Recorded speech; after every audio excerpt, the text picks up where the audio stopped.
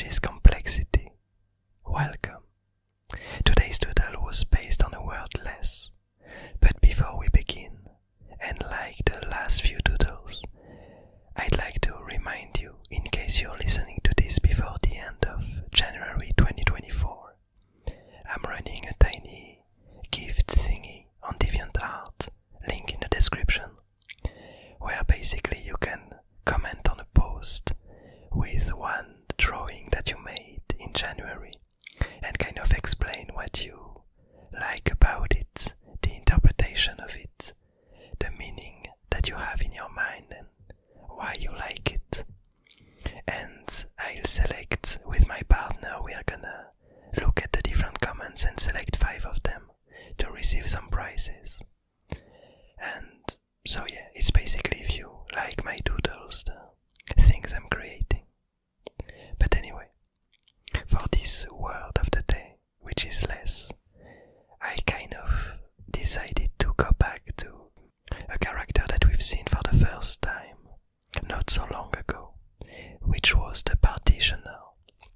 So basically the first time we saw it for the word bent, we discovered this character that was traveling around with an array of really sharp plans and an intriguing tool that it created from these plans, then somehow allowed it to divide the abyss, to partition it.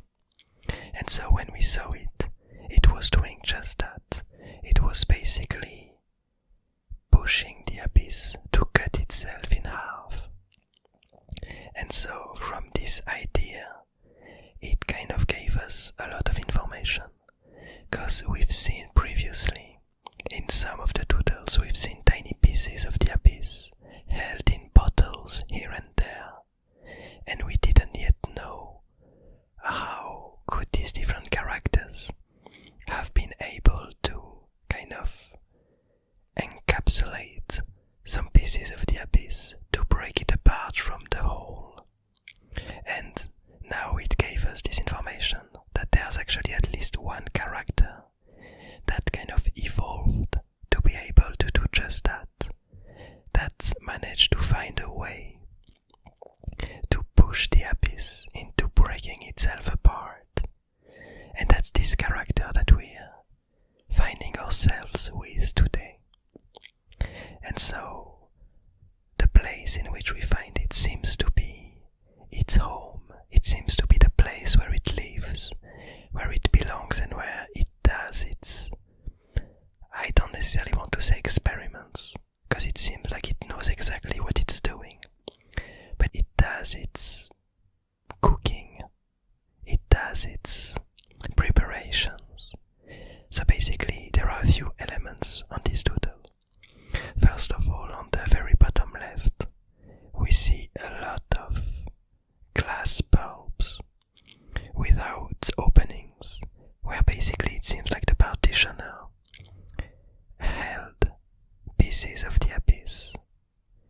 It's kind of the material, the compartments in which he keeps these pieces of abyss that he managed to partition in the past. Some kind of treasure, some kind of hoard of these different precious pieces of the abyss that it will in the future sell or rather trade with other characters in the garden. So that's the first element. The second element is at the very top, where basically we see a few branches hanging from the roof of its place and kind of growing around it like some kind of parasitic plant. We have these really sharp leaves, these really sharp constructs that seem to be the tools that it uses in order to be able to partition the abyss. We can imagine that the way it works, as we saw it with its weapon that it was using for the word bent, we saw that these really sharp leaves or fruits ended up being kind of pierced or rather attached to this stick we can imagine that it's how is it called? The blood of the plants. That it's this kind of liquid that is used to be able to partition the abyss. And so on top of it, we have these different hanging plants and a few really intriguing creatures that kind of look a bit like the serpent that the gunslinger is traveling with, but in really miniature versions of it, with intriguing pollen-like things coming out of their head.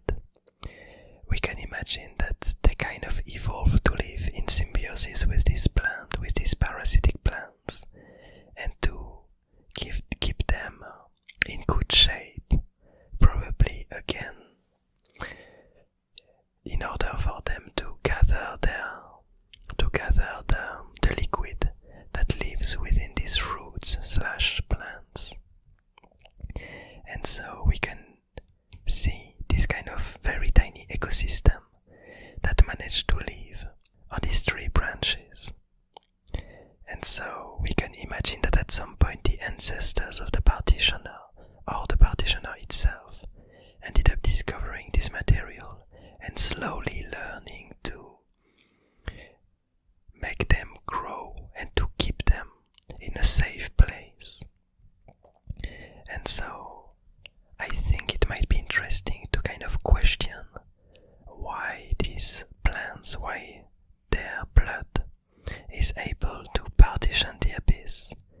And the first kind of idea that would come to mind, because last time we discussed it, we kind of settled on the fact that the abyss wasn't getting partitioned, but was partitioning itself because of this thing that the plants are doing and that it wants to get away from.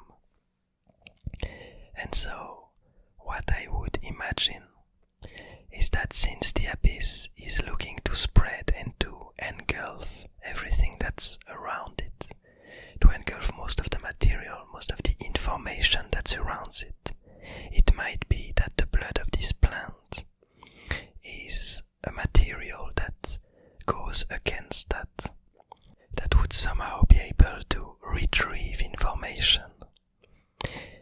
As we saw in this last doodle and also here on the bottom left, when this plant is used, we see tiny pieces of the abyss kind of trying to go away from the abyss, being kind of torn apart towards the direction opposite to the abyss. And so we can imagine that this blob of abyss that's kind of made up of all this information and this matter is trying to be reconstructed with the blood of this plant, would be able to turn into something else that would be able to exist in the abyss garden. And so the abyss itself is trying to get itself away from it, to not be turned back into matter.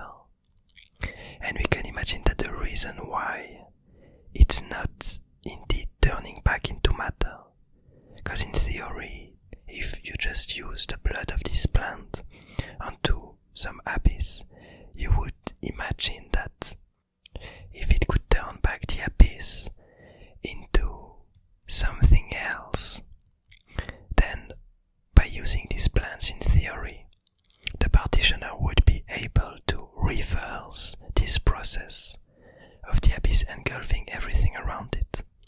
But the way I interpret it is that as soon as it starts to turn back into something else, the rest of the abyss goes back to turn it back into an abyss.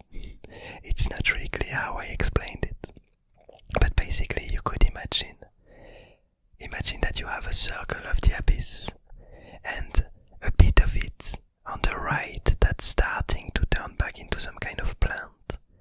Well, the abyss is still behaving as it always does, and right away it comes back to take hold of it and absorb it again. And so you can't really turn it back into something else, because as soon as there's still some abyss left, it will end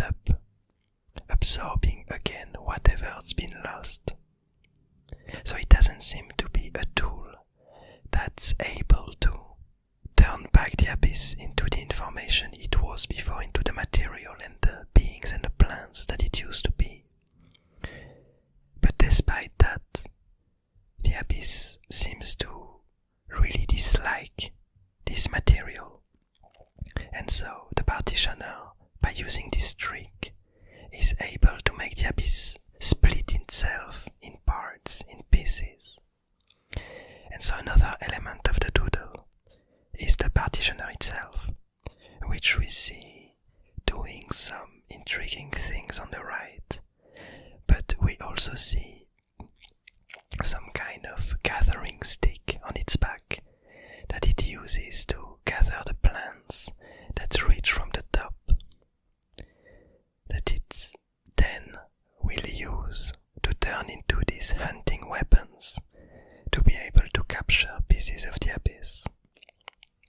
And finally, the last element of the doodle is this intriguing contraption made up of glass and of these different plants, and we see inside of it some abyss being partitioned in three and being kind of pushed into three different bowls of glass.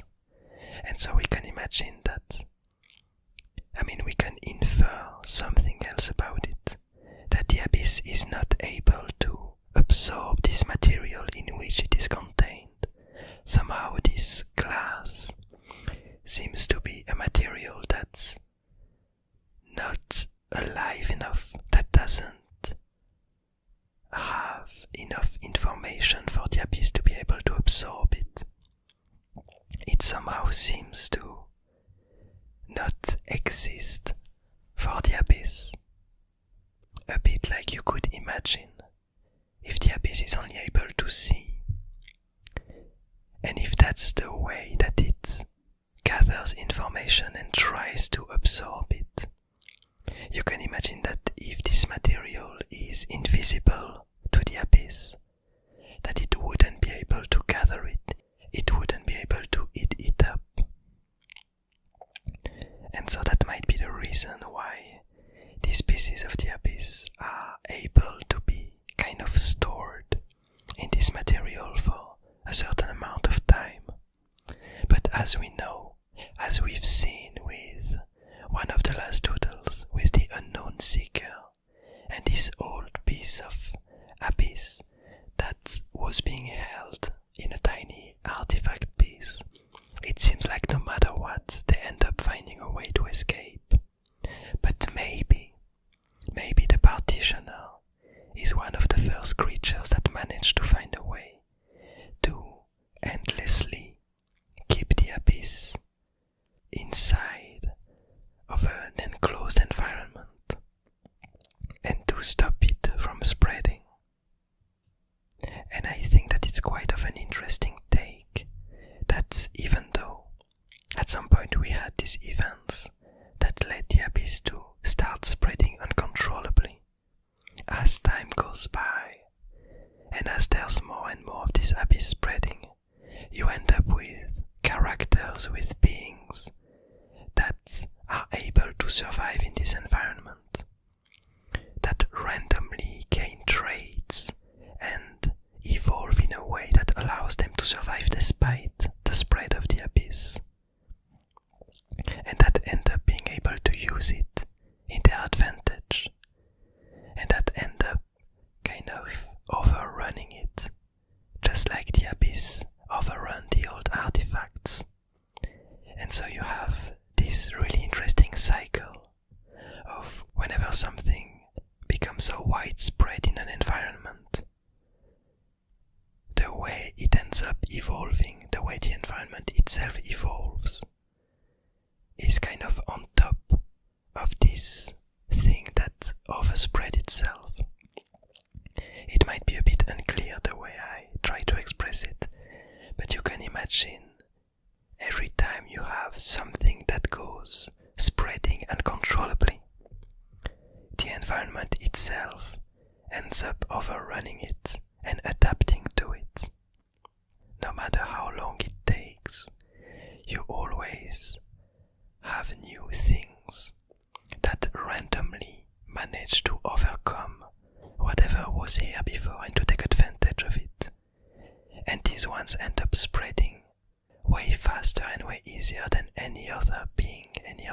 culture that wouldn't have these traits, that wouldn't be able to use the most abundant resources.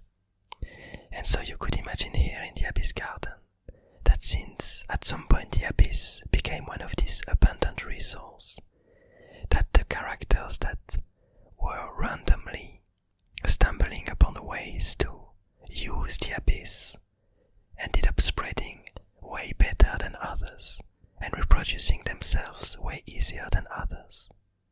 In the same way that the characters that ended up being able to use and to consume the old artifacts ended up being able themselves to spread way better than others.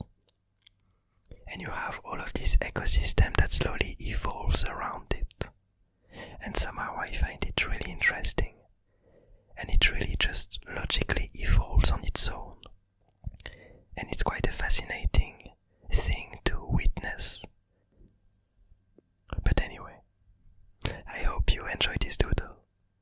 I hope you're having a nice day, a nice evening, a nice morning. And I'll see you tomorrow.